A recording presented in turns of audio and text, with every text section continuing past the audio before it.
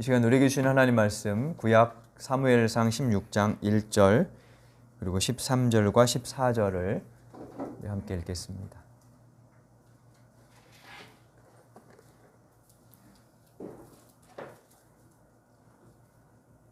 구약성경 사무엘상 16장 1절 말씀입니다. 함께 읽겠습니다. 주님께서 사무엘에게 말씀하셨다. 사울이 다시는 이스라엘을 다스리지 못하도록 내가 이미 그를 버렸는데 너는 언제까지 사울 때문에 괴로워할 것이냐? 너는 어서 뿔병에 기름을 채워 가지고 길을 떠나 베들레헴 사람 이새에게로 가거라. 내가 이미 그의 아들 가운데서 왕이 될 사람을 한 명 골라 놓았다. 13절과 14절 읽겠습니다. 사무엘이 기름이 담긴 뿔병을 들고 그의 형들이 둘러선 가운데서 다윗에게 기름을 부었다. 그러자 주님의 영이 그날부터 다윗을 감동시켰다. 사무엘은 사울에게서는 주님의 영이 떠났고 그 대신에 주님께서 보내신 악한 영이 사울을 괴롭혔다. 아멘.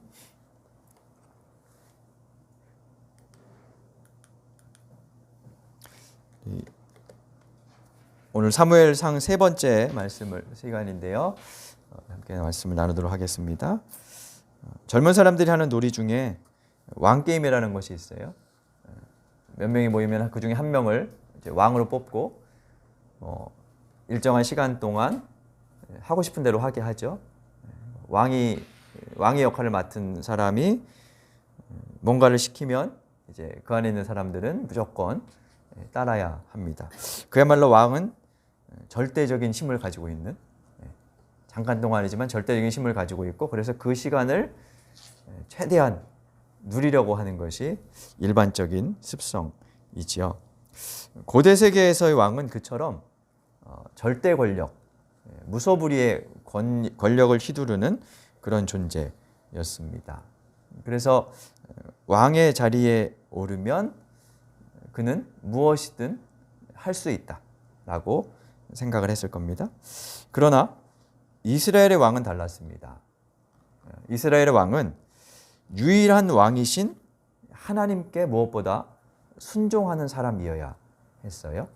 그리고 그 하나님께 순종하며 이스라엘 공동체를 정의롭고 또 평등하며 계급과 혹은 가진 것에 따라 차별받지 않는 하나님의 뜻이 실현되는 나라.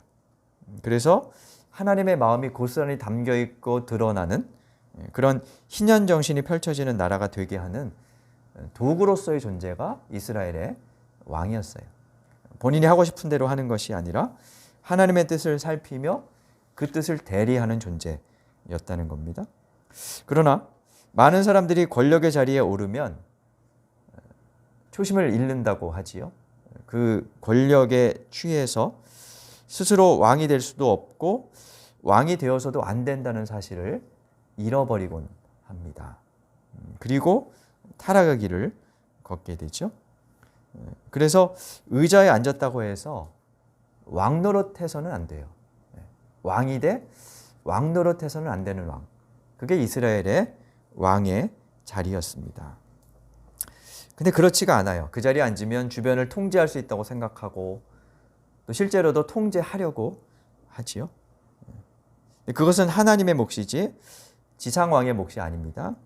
이스라엘의 왕은 그 점을 철저히 인식하고 하나님께 순종하는 그런 왕이 되어야 했어요.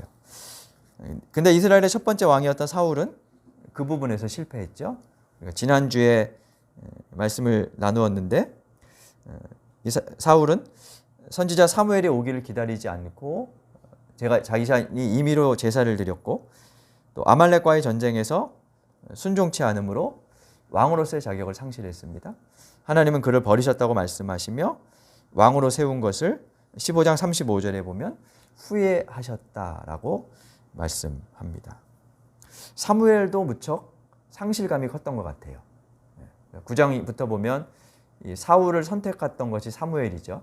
그를 왕으로 세웠는데 그를 선택했던 입장으로서 아마 상실감이 무척 컸던 것 같습니다. 마치 우리가 대통령 선거에서 어떤 사람을 투표해서 세웠는데 뭐 제대로 못하면 그 상실감이 더 상대적으로 커지는 것처럼 뭐 그런 상태였던 것 같아요. 그래서 오늘 16장 1절에 보니까 하나님께서 사무엘에게 너는 언제까지 사울 때문에 괴로워하고 있을 것이냐 뭐 이렇게 말씀하시는 것을 우리가 볼 수 있습니다. 이스라엘의 하나님의 뜻이 실현되게 하기 위해서 마음이 상한 하나님은 그대로 계실 수는 없었어요. 사무엘은 그대로 주저앉아 있었지만 하나님은 당신의 계획을 그대로 계속해서 실현하시기 위해서 손 놓고 계시지 않고 움직이기 시작하십니다. 그 움직임의 하나는 무엇이었냐 하면 사무엘에게 베들레헴에 사는 이새라는 사람을 찾아가게 하는 것이었죠. 16장 1절에서 사울을 대신한 인물을 찾으러 가라고 말씀합니다. 그리고 그렇게 찾은 인물이 사울이었습니다. 오늘 우리가 볼 16장부터 31장까지는 첫 번째 왕이었던 사울과 두 번째 왕으로 선택된 다윗의 이야기가 대조되면서 진행이 됩니다. 16장은 다윗이 왕으로 선택받는 장면입니다. 하나님의 말씀에 따라 사무엘은 유대 땅의 한 고을 베들레헴에 이새라는 사람의 집으로 찾아갑니다. 이새에게 모두 8명의 아들이 있었어요. 첫째부터 하나씩 왕 후보자로 면담을 실시합니다. 첫째 아들이 왔을 때 사무엘이 이렇게 반응합니다. 16장 6절, 7절을 보면 첫째 아들 엘리압을 만나자 사무엘이 이렇게 이야기하는 것을 속으로 이렇게 얘기합니다. 16장 6절 한번 같이 읽어보겠습니다.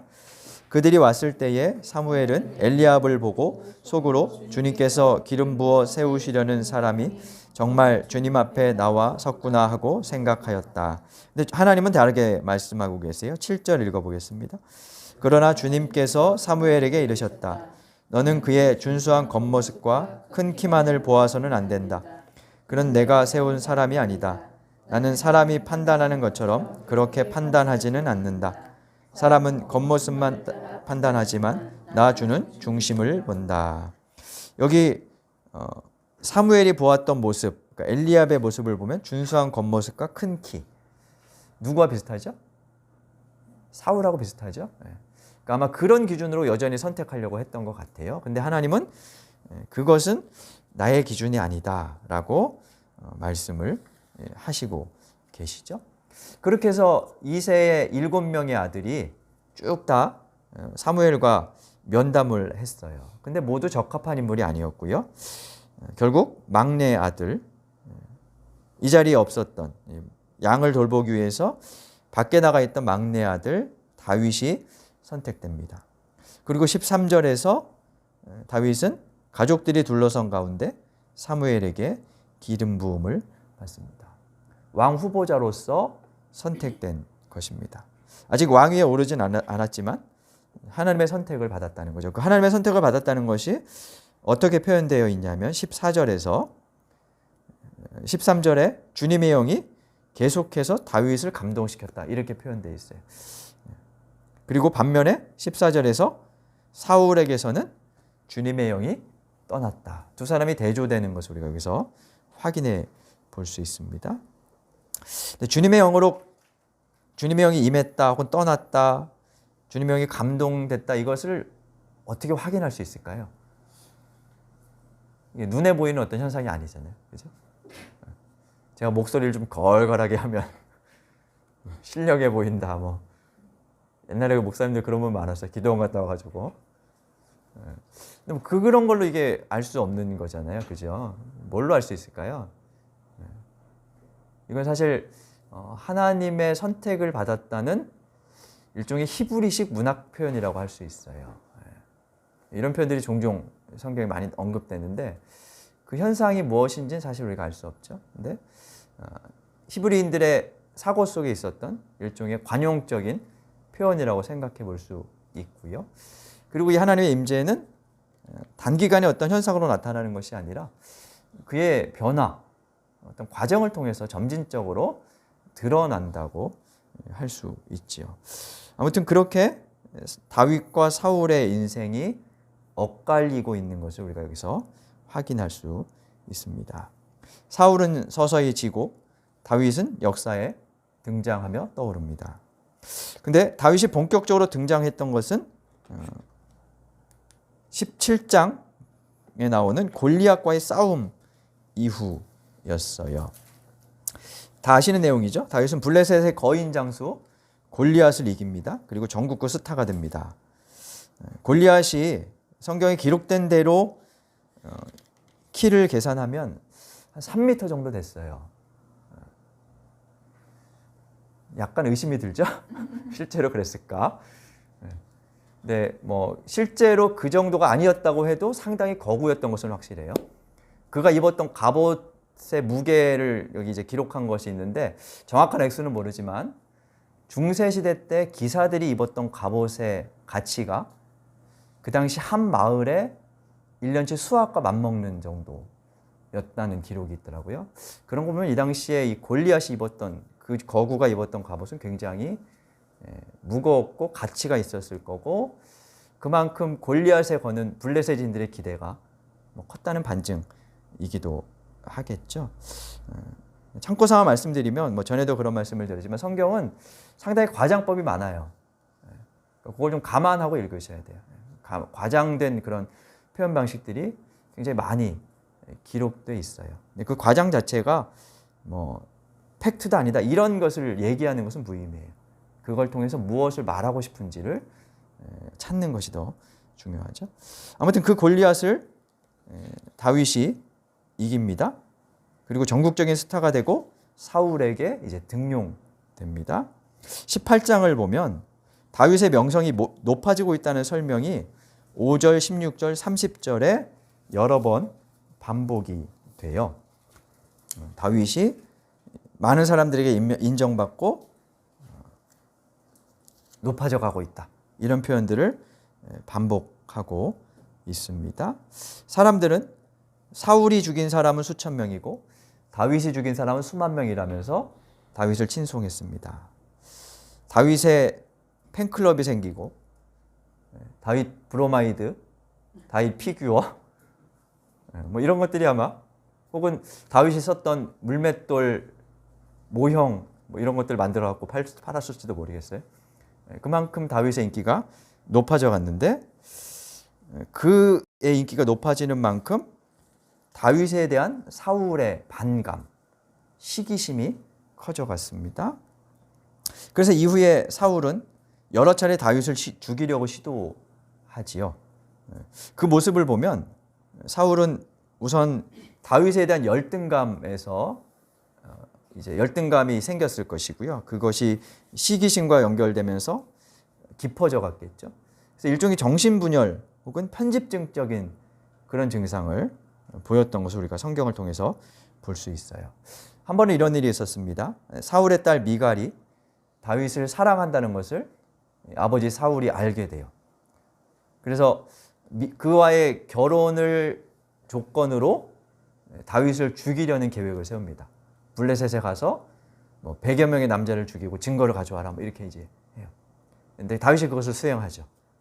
그리고 이제 어쩔 수 없이 결혼을 시키는 그런 장면이 나오는데 이제 그런 여러 가지 것들을 이용해서 사울이 다윗을 죽이려고 합니다. 역사를 보면 많은 권력자들은 형제들뿐만 아니라 심지어는 자기의 권력이 방해되면 아들도 죽였던 그런 일들이 있었죠. 사울도 아마 그런 모습을 보였던 것 같아요. 근데 그 위기 상황에서 다윗은 어떻게 구원받냐 하면 사울의 아들이었던 요나단 그리고 그의 딸이었던 미갈의 도움을 받아요. 여기서 다윗과 사울이 대조되는 것은 이런 거죠. 사울의 자녀들이었던 요나단과 미갈은 점점 사울을 멀리하고 반면 그들이 다윗을 구원시켜주고 도와주는 그런 모습을 보여줘요. 그러니까 사울의 인기는 점점 내려가고 다윗은 점점 올라가는 그런 장면을 보여줍니다. 그리고 또 한 가지 요나단과 이 미갈이 다윗을 도와줬다는 것은 나중에 다윗이 왕이 된 다음에 그에게 정치적으로 매우 유리하게 작용을 해요. 그러니까 실제로 좀 다윗의 정당성을 얻는데, 왕의 정당성을 얻는데 그게 이제 유리하게 작용을 하죠. 이후에도 여러 가지 사건들이 그런 모습을 보여줍니다. 사무엘서는 다윗이 왕위를 찬탈한 것이 아니다. 이것을 여러 그런 기록들을 통해서 은근히 보여주고 있습니다. 더 나아가서는 그것이 하나님께서 주신 것임을 강조하는 거죠. 이제 21장부터는 사울과 다윗의 추격전이 나와요. 요나단과 미갈의 도움으로 살해 위협에서 벗어난 다윗이 이제 사울을 피해서 도피하며 망명하는 생활이 21장부터 30장까지 이야기가 진행이 되는데요. 첫 번째 나오는 것은 놉 땅에서의 일입니다. 당시에 이 놉이라는 땅은 제사장들이 집단적으로 거주했던 곳인 것 같아요. 다윗이 거기에 가서 당시에 제사장이었던 아히멜렉을 만납니다. 며칠간 도피 생활을 해서 아마 굶주려 했던 것 같습니다. 이 아히멜렉에게 먹거리를 요구합니다. 근데 다른 떡은 없었고 제사장들만 먹을 수 있는 진설병이라는 것이 있었어요. 그래서 다윗에게 네가 깨끗하다면 이것을 줄 수 있다 이렇게 말하고 다윗이 그것을 먹죠. 원래 율법에는 먹지 못하도록 되어 있습니다. 근데 율법을 어기면서까지 아히멜렉은 그것을 제공해요. 율법을 어겼습니다. 그러면 하나님이 책망하셔야 되죠. 사실은. 근데 그런 일이 없어요. 뭘 말하는 걸까요? 성경을 해석하는 함에 있어서 문자적인 적용은 위험하다는 거예요. 그 너머에 있는 정신, 이것이 더 중요하다는 거죠. 그래서 예수님께서 실제로 신약에서 제자들이 굶주린 제자들이 길을 가다가 밀 이삭을 잘라서 이렇게 비벼서 먹었던 그런 사건이 나오는데, 그때 그 모습을 보고 너희들 왜 안식일에 일을 하냐? 이게 비벼 먹는 게 일이 유대인들 생각엔 일이었어요. 밀 이삭을 몇 개 잘라서 이렇게 손으로 비벼서 먹었을 텐데 그게 그 사람들은 추수하는 거였어요. 그래서 안식일에 해서는 안 되는 행동이었어요. 근데 그것을 보고 바리새인들이 책망하죠, 비난하죠. 이때 예수님께서 뭐라고 하시냐면 이 사무엘상 21장의 이 아히멜렉과 다윗의 사건을 예로 드시면서 말씀하세요. 그러면서 뭐라고 하시냐면 나는 자비를 원하고 제사를 원하지 않는다 하시죠. 그러니까 율법의 적용이 어떠해야 하는지, 말씀의 해석이 어떠해야 하는지를 우리가 이런 이야기들을 통해서 이제 확인해 볼 수 있어요. 그냥 문자적인 맥락, 문자적인 것 그대로가 아니라 어떤 상황에 따른 맥락, 혹은 그 너머에 있는 자비와 긍휼, 정의의 정신, 이런 것들을 따라서 성경을 해석하는 것. 그래서 그 해석의 눈을 갖는 것이 사실은 신앙생활에 있어서 가장 중요한 것 중에 하나예요. 어떻게 내게 주어진 일들을 해석하고 교회의 일을 해석하고 더 나아가서 세상을 해석하느냐에 따라서 우리의 대처가 달라지고 내가 어떤 사명이라고 생각하는 것이 달라지죠. 그래서 그것은 우리의 삶에 전체적으로 연결되기 때문에 어떤 눈을 갖느냐 하는 것은 매우 중요하죠. 아무튼 그런 일들이 있고요. 근데 후에 이 사울이 이 아히멜렉이 다윗을 도와줬다는 것을 알게 돼요. 그리고 사람을 보내서 아히멜렉을 비롯한 제사장 85명을 도륙해 버립니다. 그 중에 아히멜렉의 아들 아비아달이라는 사람만 살아서 다윗에게로 가요. 그리고 그 이야기를 전해줍니다. 이야기를 들은 다윗의 심정이 어땠을까요? 22장 22절에 보면 다윗은 그것이 내 책임이다 라면서 가슴을 칩니다. 아마 상실감이 컸을 것 같아요. 자기를 도와줬다는 이유로. 그리고 앞에 보면 다윗이 거짓말하거든요. 사울의 일이 시킨 일, 비밀리에 시킨 일이 있어서 가는 중이다 이렇게 아히멜렉에게 거짓말하고 도움을 받아요. 아히멜렉이 그것을 알았을지 어떨지 모르겠어요. 알고 그냥 도와줬을 것 같아요. 어쨌든 표면적으로는 거짓말해서 그냥 속은 거니까 아히멜렉에게는 책임이 없겠죠. 어떻게 보면. 근데 그 결과로 죽어요. 제사장들이 집단으로 죽임을 당해요. 다윗은 그 사건을 겪으며 아마 무척이나 허망했을 거예요. 나 한 사람 때문에 수많은 사람들이 죽다니. 뭐 그런 자괴감도 들었겠죠. 자기 아버지와 동료 제사장들의 죽음 소식을 전하며 울먹이는 아비아달의 얼굴을 볼 낯도 없었을 겁니다. 왕의 자리가 뭐라고 그 한 자리 때문에 이런 비극적인 일이 벌어져야 하는지 여러 가지 상념으로 심란했겠죠. 역사는 참 아이러니합니다. 하나님은 다윗을 왕으로 선택하셨는데 그리고 그 다윗 한 사람을 살리시는 과정에서 이상하게도 다른 사람들이 희생되죠. 알 수 없는, 우리가 알 수 없는, 그래서 겸손해야 하는 그런 모습인 것 같아요. 다윗이 나 왕이 될 사람이니까 그 정도는 사라져도 돼. 뭐 이렇게 말한다면 그건 안 될 일이죠. 근데 우리 그리스도인들 중에 지금도 그렇게 생각하는 사람들이 가끔 있어요. 교회를 위해서, 뭐를 위해서 그 정도는 희생해도 돼. 이 교인들 중에 태풍이 요 지역은 안 왔으면 좋겠다. 일본으로 가면 좋겠다. 심적적으로 그럴 수 있다고 생각을 하면 안 돼요. 말하면 안 돼요. 그거는 안 돼요. 일본에도 그리스도인들이 있어. 그 사람들의 논리대로 하면 하나님 믿는 사람들 보호해주면 좋겠다는 그 심정이 그대로 적용된다면 일본에도 그리스도인들이 있어요. 근데 그 사람들은 태풍 때문에 피해를 입어요. 너무 단편적인 논리로 세상을 보는 거예요. 근데 지금도 그런 식으로 그 역사를 평가하거나 사람들을 재단하는 경우들이 너무나 많이 일어나죠. 아마도 다윗에게 이 사건은 자기를 이렇게 성찰하면서 좀 돌아보게 하는 것이었을 것 같아요. 왕의 자리가 무엇인지 이런 것들을 생각하게 하는 그런 것이었을 것 같아요. 근데 그보다 더 비참한 일이 벌어져요.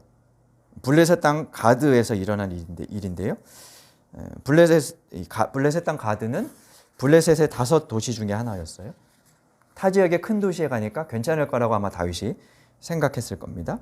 근데 그곳에서 자신의 신분이 탄로납니다.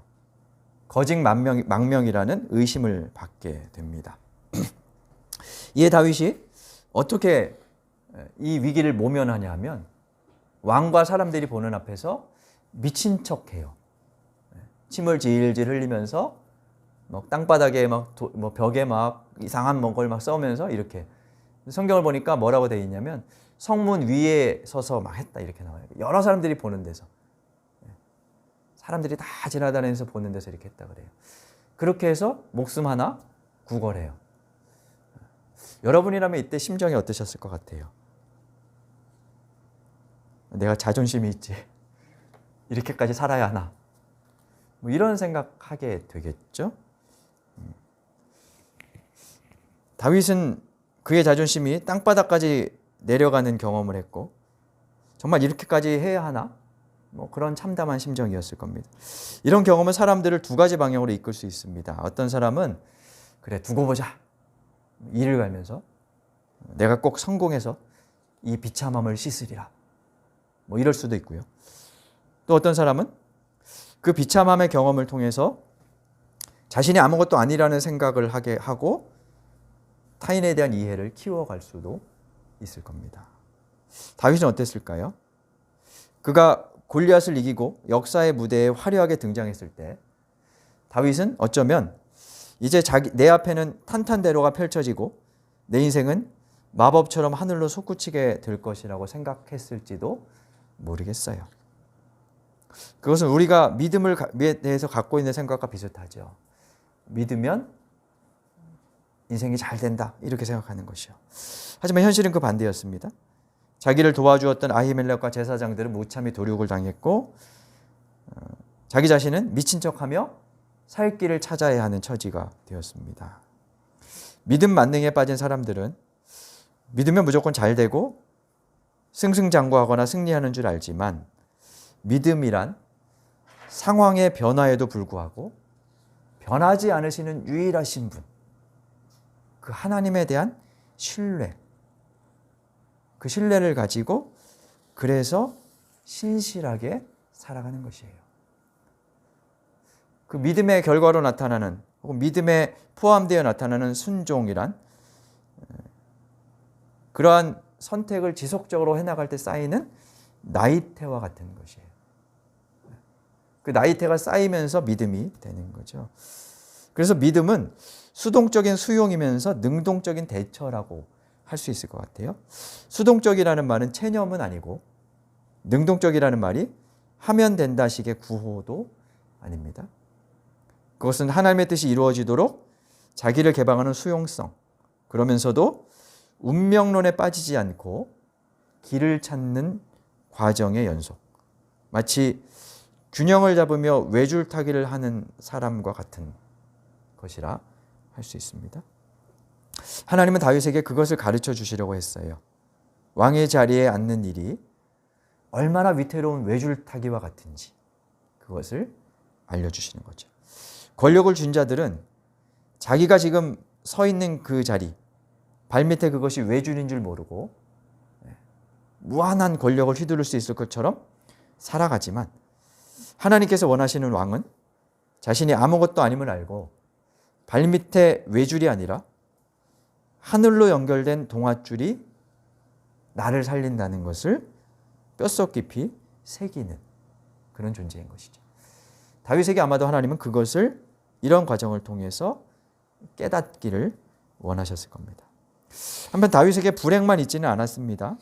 다윗이 아둘람이라는 굴에 피신해 있을 때 그의 추종자들이 몰려옵니다.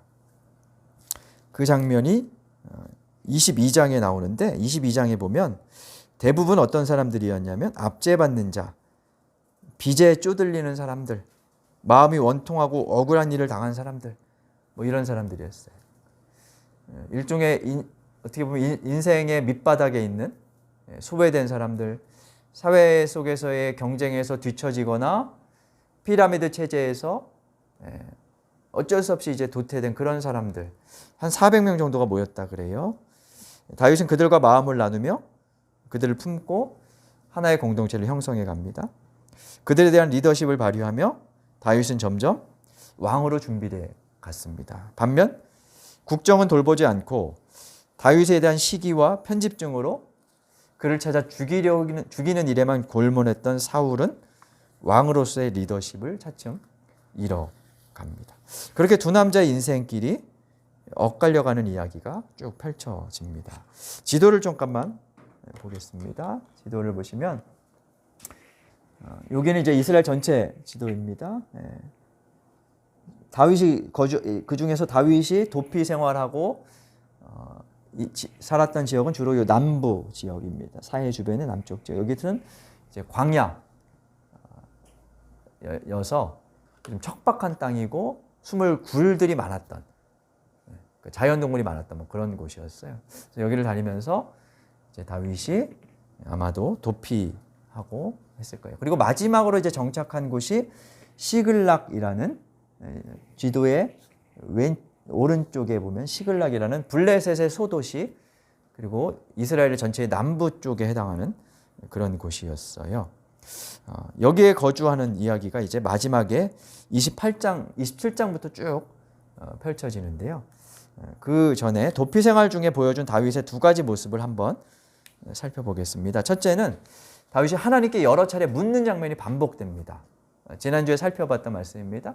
사울은 하나님께 묻지 않았으나 다윗은 계속해서 하나님께 질문합니다. 그것이 특히 23장에서 여러 번 반복됩니다. 하나님의 인도를 의지하고 살폈다는 거죠. 두 번째는 사울을 죽일 기회가 있었지만 다윗이 사울을 해치지 않았다는 것이 강조됩니다. 두 번의 기회가 있었어요. 다윗이 사울을 죽일 두 번의 기회가 있었는데 두 번째에서는 다윗의 신하들이 죽이자고 막 이렇게 채근하는 그런 장면도 나오는데 다윗이 그 두 번의 기회를 다 그냥 무시합니다. 그러면서 뭐라고 하냐 하면 하나님께서 기름 부어 세운 왕을 죽일 수 없다라고 이야기를 합니다. 기회를 포기하는 거죠. 지금 왕을 죽이면, 지금 사울을 죽이면 다윗은 아마 바로 왕위에 오를 수 있었을지도 모르겠어요. 근데 그 왕자는 위태했을 겁니다. 우선은 정당성을 얻을 수 없었고요. 사울을 죽이고 왕이 되니까. 그죠?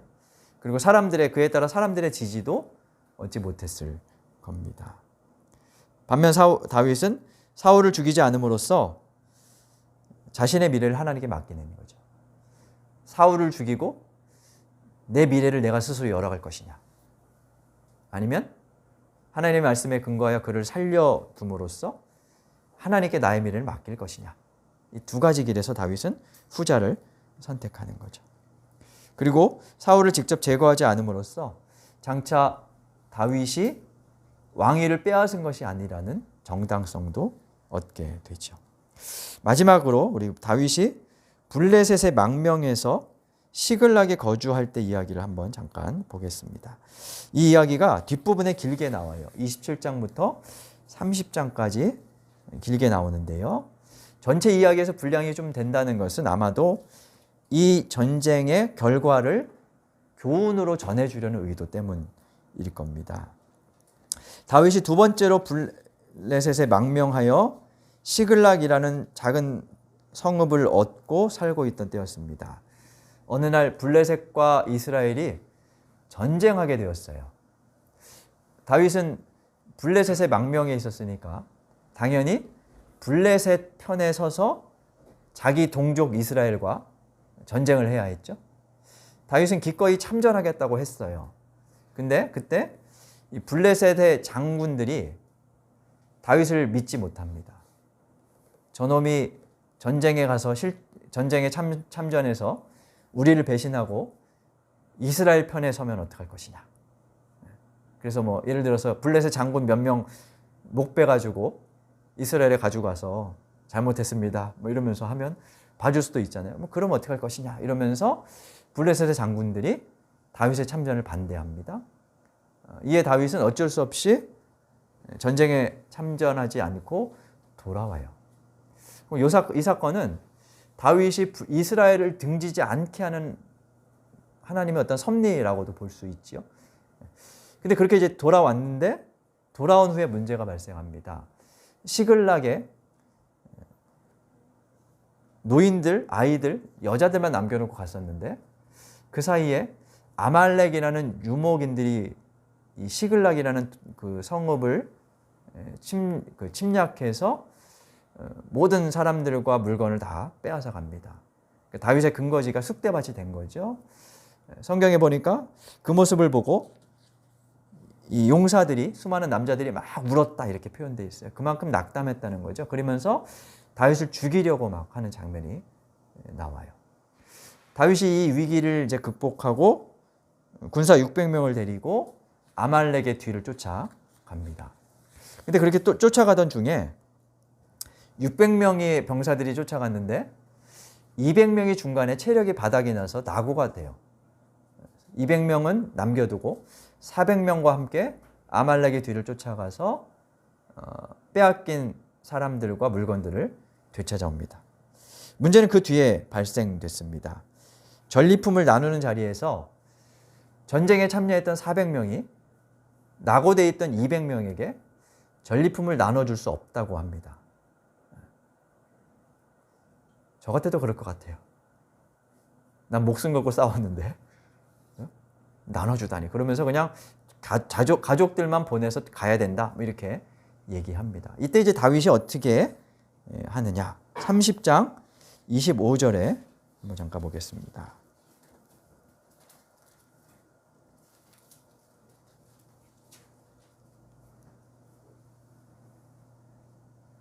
(30장) 22절 말씀을 보면 출전했던 사람 중에 악하고 야비한 사람들이 남았던 낙오병들을 못마땅하게 여기서 각자 아내와 자식만 데리고 떠나게 해야 된다. 이렇게 우겼습니다. 23절 이때 다윗이 하는 말입니다. 같이 읽겠습니다. 그러나 다윗은 그들을 달랬다. 동지들, 주님께서 우리를 지켜주시고 우리에게 쳐들어온 습격자들을 우리의 손에 넘겨주셨소. 주님께서 우리에게 선물로 주신 것을 가지고 우리가 그렇게 처리해서는 안 돼요. 그러면서 모두에게 똑같이 분배하도록 합니다. 25절에 보니까 이때의 관습이 이스라엘의 법이 되었다라고 말씀합니다. 이 법이 이후로 실제로 온전히 지켜졌는지는 사실 모릅니다. 근데 이것은 다윗 공동체, 더 나아가서 이스라엘을 향한 하나님의 마음이 담겨 있는 사건인 것은 분명합니다. 우리는 승자 독식 체제의 사회에 삽니다. 그것이 당연하다고 여기죠. 근데 하나님은 그렇지 않다고 말씀하세요. 이스라엘이 탈출했던 애굽은 견고한 피라미드 체제 아래 상위 권력자들이 하위 그룹을 약탈하고 그리고 자신들의 권력을 그렇게 유지하는 체제였습니다. 이스라엘도 왕위를 세움으로써 그렇게 될 소지가 다분했어요. 근데 그것은 하나님께서 원하시는 공동체가 아니었어요. 그래서 이 사건을 통해서 이스라엘 공동체가 어떤 공동체여야 하는지 또 어떤 사회여야 하는지를 하나님은 보여주고자 하십니다. 왕은 빼앗는 자가 아니고 나누어 주는 자이며 더불어서 그와 함께 살아가는 공동체도 그러해야 한다 하는 것을 말하는 거죠. 서두에서 말씀드렸지만 이스라엘은 정의롭고 평등한 희년의 정신이 살아 실현되는 나라가 되어야 했습니다. 앞으로의 이야기는 그 하나님의 꿈이 실제로 펼쳐지는지 그렇지 않았는지에 대한 역사 기록이라고 할 수 있어요. 사울은 31장에서 블레셋과의 전쟁 가운데 3명의 아들과 함께 전사함으로써 역사에서 사라지고 이제 사무엘 하부터는 다윗의 이야기가 펼쳐집니다. 오늘 우리는 사울과 다윗의 엇갈린 길에 대해서 살펴봤습니다. 이것은 두 사람의 서로 다른 길이기도 하지만 달리 생각하면 한 사람에게 놓여지는 두 개의 길이기도 해요. 각자가 걸어갔던 서로 다른 길이면서 동시에 우리에게 놓여진 두 개의 길이기도 하죠. 우리의 삶, 우리의 신앙은 그 두 개의 길 중에 어떤 길을 걸을지 매 순간 선택하며 사는 것입니다. 이번 한 주간도 하나님께서 원하시는 길이 무엇인지 잘 살피고 더듬으며 그 길을 걸어가는 그런 믿음의 여정을 살아가시는 우리 모두가 될 수 있기를 간절히 바랍니다. 우리 말씀을 생각하며 다짐의 기도 드리겠습니다.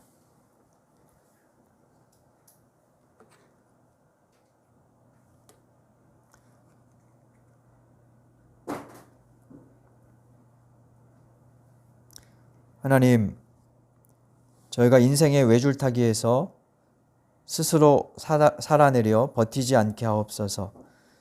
내가 디딘 외줄에 의지하지 않고 위로부터 내려오는 하늘의 동아줄을 붙잡게 하옵소서.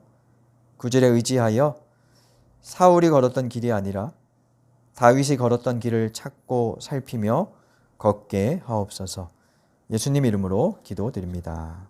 아멘.